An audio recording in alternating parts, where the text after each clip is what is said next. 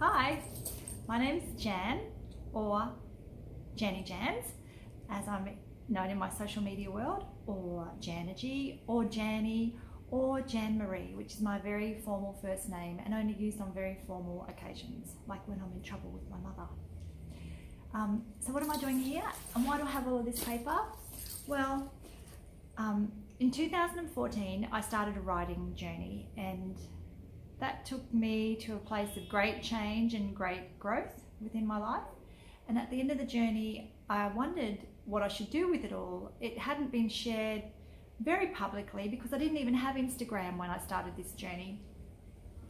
And as I do sometimes, I go and see a fortune teller, and I was told on 2 occasions that I should write a book.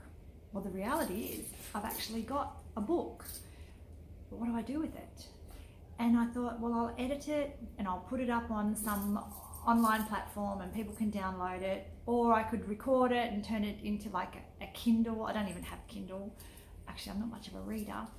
And then I thought, well, why don't I just make it me telling my story, really in a very informal environment, just reading my story.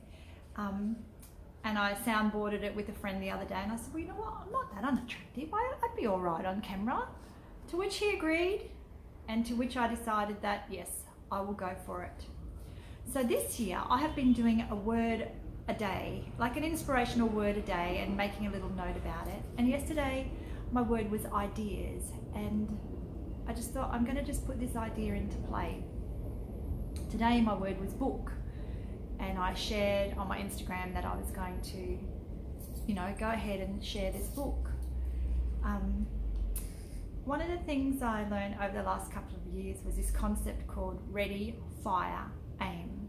Where, you might want to do something, and rather than putting in a lot of planning and maybe never actually getting to the point of firing, you just do it. You just shoot your bow, see where it hits, and then adjust whatever you're doing to make it closer to the bullseye or the target that you want to be. So I guess that's what I'm doing, a bit of ready, fire, aim. So here's what I'm going to do. I'm just going to start reading my story. There's a couple of parts before I actually get into what it is I do throughout the journey. So I hope you enjoy, and I hope it somehow inspires you, or maybe not. Maybe you'll get a laugh, maybe you'll cry.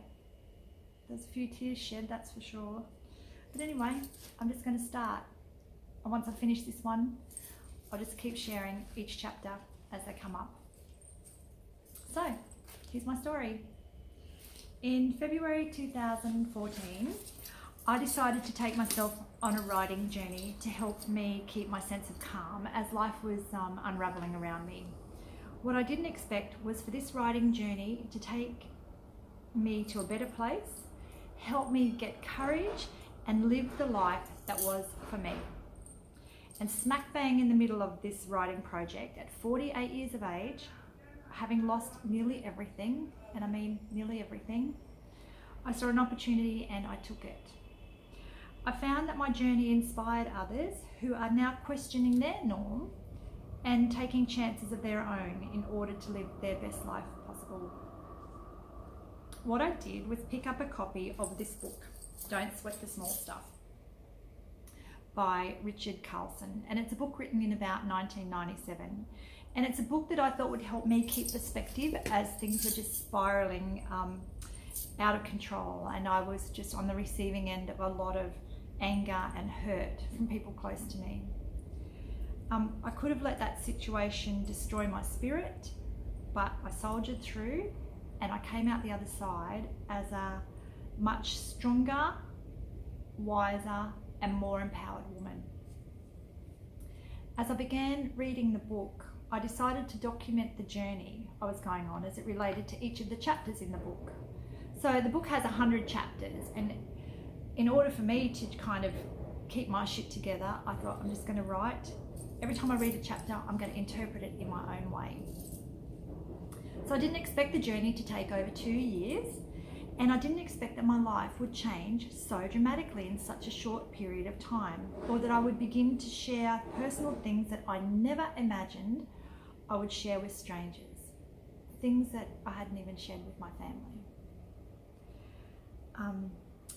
I shared my journey through panic and anxiety, which was a part of my younger years, through losing my home and ending my marriage, and the abuse that came with that marriage, and some of the abuse that I had encountered throughout my life.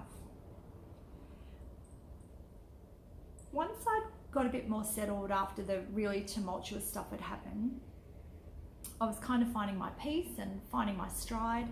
And then I was surprised when my son revealed to me that he had a codeine addiction. That will come up later, because that was quite a journey in itself, helping him. And what I needed to do was help him through this.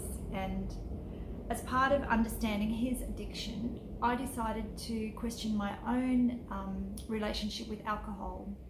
And I found that I was not needing alcohol in my life.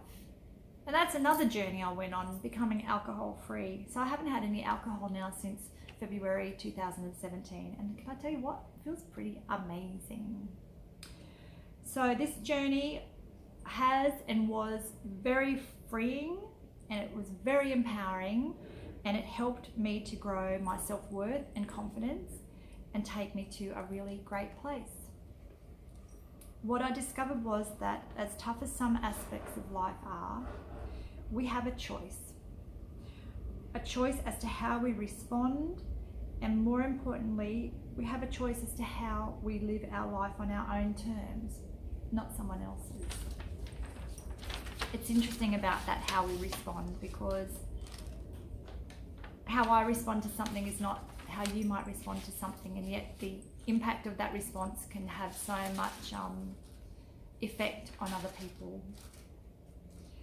So I hope you enjoy and feel inspired by how I managed to not sweat the small stuff when all the small stuff seems so big. Note to self, keep moving forward. That's the only way to go.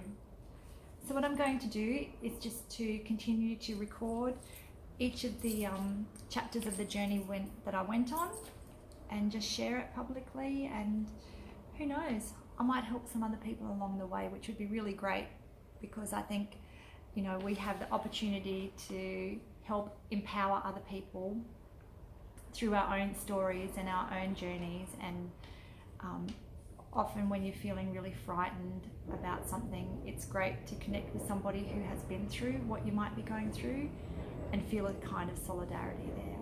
Anyway, I hope you enjoy. Till next time.